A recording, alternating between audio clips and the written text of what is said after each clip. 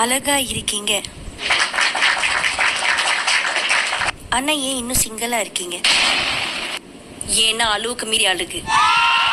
Okay, சில பேர் நினைப்பாங்க இவங்க இவ்வளோ அழகா இருக்காங்களே இன்னுமா சிங்கிளா இருக்காங்க அப்படின்னு நினைச்சு சில பேர் ப்ரொப்போஸ் பண்ண மாட்டேங்கிறாங்க.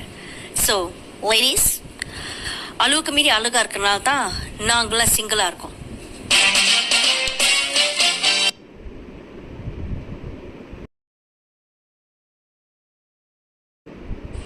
அழகா இருக்கீங்க. ஆனா ஏன் இன்னும் சிங்கிளா இருக்கீங்க?